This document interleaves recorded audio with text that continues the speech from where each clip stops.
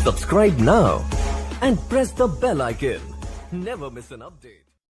नमस्कार मित्रों, स्वागत करता हूं सबका इस यूट्यूब चैनल पर जिसका नाम है स्टडी विद पीएन लोधा। साथियों, कल शाम को मैंने रीट शिक्षक भर्ती से संबंधित एक न्यूज डाली थी जिसमें आपको बताया था कि उपेंद्र यादव ने एक पोस्ट शेयर की है, ट्विटर पे एक ट्वीट किया है कि दिसंबर माह में ही आपकी विज्ञप्ति आएगी, और मैंने उसमें आपको बताया था कि लगभग 20 दिसंबर के आसपास आपकी विज्ञप्ति आ जाएगी। तो साथियों, उसमें मैंने कहा था कि टीचिंग मेथड का टेस्ट आपके लिए आ रहा है, तो शिक्षण विधियों का मॉडल पेपर नंबर 11 आज आपके लिए लेकर आया हूं, जो कि लेवल 1 और लेवल 2 दोनों के लिए बेहद ही उपयोगी साबित होगा। पूरे 20 प्रश्न आपको यहाँ पर देखने को मिलेंगे साथियों। 31,000 पदों की ये भर्ती है, इसके लिए ये वीडियो बहुत लाभकारी सिद्ध होने वाला है। तो चलिए वीडियो को शुरू करते हैं। एक एक प्रश्न को अच्छी तरह से समझकर करने की कोशिश करना, और सभी की कोशिश यूँ रहना चाहिए कि ज़्यादा से ज़्यादा 2 या 3 क्वेश्चन गलत हो जाए, इससे ज़्यादा गलत क्वेश्चन आपके नहीं होने चाहिए। अगर आप मेरे साथ शुरू से जुड़ रहे हो तो आपके 2 या 3 से क्वेश्चन से ज़्यादा गलत नहीं होने चाहिए किसी भी हालत में। तो शुरू करते हैं इस वीडियो को। आपका प्रथम क्वेश्चन है, अनुकरण वाचन के भेद हैं 2, 3, 4, 5। तो साथियों, एक होता है आदर्श वाचन और एक होता है अनुकरण वाचन। तो यहाँ पर प्रश्न पूछा है, ये जो अनुकरण वाचन होता है इसके कितने भेद हैं? देखिए, आदर्श वाचन अध्यापक के द्वारा बोलकर किया जाता है, आदर्श वाचन। उसके बाद में छात्र करते हैं अनुकरण वाचन। तो वो कितने भेद होते हैं? देखिए, अनुकरण वाचन के 2 भेद होते हैं। तो प्रथम विकल्प आपका सही है साथियों यहाँ पर प्रश्न संख्या 1 में। नेक्स्ट बढ़ते हैं प्रश्न नंबर 2 की ओर। मित्रों, आपका दूसरा क्वेश्चन है, सतत एवं व्यापक मूल्यांकन पर प्रभावी रूप से बल किसने दिया? राधाकृष्णन आयोग, राष्ट्रीय शिक्षा नीति 1986, मुदालियर आयोग, और इनमें से कोई नहीं। तो मित्रों, जो सतत एवं व्यापक मूल्यांकन है इस पर प्रभावी रूप से बल किसके द्वारा दिया गया? राइट आंसर है राष्ट्रीय शिक्षा नीति 1986 के द्वारा ही सतत एवं व्यापक मूल्यांकन पर प्रभावी रूप से बल दिया गया था। तो विकल्प नंबर 2 आपका सही है साथियों प्रश्न संख्या 2 में। प्रश्न 3 देखेंगे मित्रों, संपर्क सिद्धांत के प्रतिपादक हैं जी रेवटन, स्वीट, प्लेटो, और इनमें से कोई नहीं। तो मित्रों, प्रश्न संख्या 3 का राइट आंसर बताना है आपको। बताइए इसका राइट आंसर। देखिए, जो संपर्क सिद्धांत है इसके प्रतिपादक है जी रेवटन। प्रथम विकल्प आपका सही है साथियों प्रश्न संख्या 3 में। प्रश्न 4 देखेंगे मित्रों, ड्रेकाली शिक्षण विधि के प्रवर्तक है मॉन्टेसरी, फ्रोबेल, ड्रेकाली और कार्लटन वाशबर्न। तो मित्रों, जो ड्रेकाली विधि है इस विधि को देने वाले का नाम भी क्या है? ड्रेकाली ही है। तीसरा विकल्प सही है आपका साथियों प्रश्न संख्या 4 में। ड्रेकाली विधि किसने दी? ड्रेकाली ने ही दी। तो तीसरा विकल्प सही रहेगा इसमें। प्रश्न 5 देखेंगे। 5वें प्रश्न को अच्छी तरह से देखना है। निम्न में से सही कथन है, कौन सा कथन? सही, जो सत्य कथन है उसको देखना है। अभिकर्मित अनुदेशन के 2 प्रकार माने जाते हैं। रेखीय अभिकर्मित के प्रवर्तक स्किनर को माना जाता है, शाकीय अभिकर्मित के प्रवर्तक नॉर्मन काउडर है, और उपरोक्त सभी सही है। तो मित्रों देखिए, रेखीय अभिकर्मित अनुदेशन के जनक स्किनर हैं और शाकीय के नॉर्मन काउडर है। तो यहाँ पर दूसरा और तीसरा विकल्प तो सही लग रहा है, लेकिन यह क्या पूछा? सही कथन। अब एक और है, अभिकर्मित अनुदेशन के 2 प्रकार माने जाते हैं। वैसे तो अभिकर्मित अनुदेशन के बहुत सारे प्रकार होते हैं, लेकिन मुख्य रूप से शिक्षा के क्षेत्र में अभिकर्मित अनुदेशन के 2 ही प्रकार होते हैं, रेखीय और शाकीय। इसका अवरोही और आरोही भी होता है साथियों, लेकिन मुख्य रूप से 2 ही है। इसलिए आपका जो पहला, दूसरा, तीसरा कथन है ये सही है। तो चौथा विकल्प आपका यहाँ पर सही रहेगा, उपरोक्त सभी सही है। प्रश्न 5 में चौथा आंसर। प्रश्न 6 देखेंगे साथियों, बिनेट का योजना के सर्वप्रथम प्रयोगकर्ता थे कार्लटन वाशबर्न, फ्रोबेल, कुक और बी एफ स्किनर। तो मित्रों जो बिनेट का योजना है इसके सर्वप्रथम जो प्रयोगकर्ता थे वो थे कार्लटन वाशबर्न। ये स्किनर है, थोड़ा टाइपिंग मिस्टेक है। बिनेट का योजना किसके द्वारा दी गई साथियों? कार्लटन वाशबर्न के द्वारा दी गई है, अमेरिका के बिनेट नामक शहर में। आपका प्रथम विकल्प ये सही है साथियों प्रश्न 6 में। प्रश्न 7 पे आते हैं मित्रों। प्रश्न संख्या 7 है आपका, कौन सी विधि प्राचीन काल में भी प्रचलित रही है? शब्द प्रदान विधि, भाषा मंत्र विधि, प्रश्नोत्तर विधि, मोंटेसरी विधि। देखिए मोंटेसरी तो रही नहीं होगी, भाषा मंत्र विधि भी नहीं रही होगी। अब शब्द प्रदान और प्रश्नोत्तर, तो मित्रों प्राचीन काल में से ही प्रश्नोत्तर विधि जो है वो चलती आ रही है, इसलिए आपका तीसरा विकल्प सही रहेगा प्रश्न संख्या 7 में, क्योंकि प्राचीन काल में भी प्रश्नोत्तर पूछे जाते थे। विकल्प नंबर 3 ही सही है साथियों 7वें प्रश्न में। प्रश्न 8 देखेंगे, आपका 8वां क्वेश्चन है, वाचन शिक्षण की विधि नहीं है, देखो और कहो विधि, अक्षर बोध विधि, ध्वनि साम्य विधि और आगमन विधि। तो मित्रों वाचन शिक्षण की इनमें से कौन सी विधि नहीं है? देखो और कहो है, ध्वनि साम्य है, अक्षर बोध है, लेकिन आगमन विधि वाचन शिक्षण की न होकर ये एक व्याकरण शिक्षण की विधि है मित्रों। किसकी है? व्याकरण शिक्षण की। तो आपका यहाँ पर जो चौथा विकल्प है वो सही है, ये वाचन शिक्षण विधि के अंतर्गत नहीं आएगा। कौन सा विकल्प सही है साथियों? चौथा, आगमन विधि। प्रश्न 9 देखेंगे मित्रों, कौन सा युग्म में सही है? प्रवचन विधि अनुवाद शिक्षण, उद्बोधन विधि व्याकरण शिक्षण, व्याख्या विधि गद्य शिक्षण और गीत विधि पद्य शिक्षण। तो मित्रों इनमें से सही युग्म को बताना है आपको प्रश्न संख्या 9 में।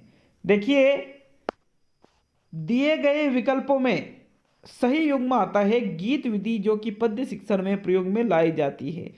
अब व्याख्या विधि तो सिर्फ गद्य में नहीं होती, ये तो पद्य में भी होती है, ये तो नाटक में भी होती है, व्याकरण में भी होती है, तो ये गलत हो गया। उद्बोधन विधि साथियों आपके व्याकरण में नहीं होती है, प्रवचन अनुवाद में नहीं होती है। चौथा विकल्प सही रहेगा साथियों प्रश्न संख्या 9 में। प्रश्न 10 देखेंगे, मूल्यांकन का प्रयोजन है। प्रयोजन मतलब उद्देश्य है। क्या उद्देश्य है? मूल्यांकन क्यों किया जाता है? बच्चों को डर के दबाव में अध्ययन के लिए प्रेरित करना, बच्चों को धीमी गति से सिखाने वाले होशियार समस्यात्मक छात्र आदि वर्गों में विभाजित करना, बालक के विकास के हर पक्ष का मूल्यांकन करना और उन बच्चों को पहचानना जिन्हें उपचारात्मक शिक्षण की आवश्यकता है। तो मित्रों देखिए पहचानना तो नैदानिक परीक्षण में आ जाता है, लेकिन मूल्यांकन का जो प्रयोजन है वो होता है बालक के विकास के हर पक्ष का मूल्यांकन करना, चाहे वो मानसिक पक्ष हो, शारीरिक पक्ष हो, भावनात्मक हो, क्रियात्मक हो या अन्य कोई सा भी पक्ष हो साथियों, उन सभी पक्षों का मूल्यांकन करना ही मूल्यांकन का उद्देश्य या प्रयोजन होता है। विकल्प नंबर 3 सही है साथियों 10वें प्रश्न में। प्रश्न 11, पंचपदी प्रणाली का प्रतिपादक है हर्बर्ट स्पेंसर, जॉन डीवी व किलपेट्रिक, मॉरिसन और ब्लूम। तो मित्रों एक बात मैं आपको बताना चाहूँगा, जो पंचपदी प्रणाली है ये मुख्य रूप से J.F. हर्बर्ट के द्वारा दी गई थी। इन्होंने 4 सिद्धांत दिए थे जिसके आधार पर इनके जो शिष्य थे जिलर रायन और हर्बर्ट स्पेंसर, इन्होंने 5 पद निर्मित किए थे। अब यहाँ पर पंचपदी प्रणाली में अगर आपके J.F. हर्बर्ट विकल्प में आ जाता है तो वो सही रहेगा, लेकिन J.F. हर्बर्ट विकल्प में नहीं है तो हर्बर्ट स्पेंसर को यहाँ पर आपके सही माना जाएगा 11वें प्रश्न में। मित्रों नेक्स्ट प्रश्न देखेंगे, प्रश्न नंबर 12, किस विद्वान का मूल्यांकन उपागम उद्देश्य केंद्रित है? मूल्यांकन उपागम उद्देश्य केंद्रित किस विद्वान का है? B.S. ब्लूम, मॉरिसन, हर्बर्ट और D.V. किलपेट्रिक। तो मित्रों अगर बात करें कि कौन सा मूल्यांकन उपागम उद्देश्य केंद्रित है कौन से विद्वान के अनुसार, तो B.S. ब्लूम ने ही मूल्यांकन उपागम को उद्देश्य केंद्रित माना है। प्रथम विकल्प आपका सही है साथियों प्रश्न संख्या 12 में। प्रश्न 13 देखेंगे मित्रों, 13वां क्वेश्चन है, राष्ट्रपति द्वारा प्रथम राजभाषा आयोग का गठन किया गया था तथा इसके अध्यक्ष कौन थे?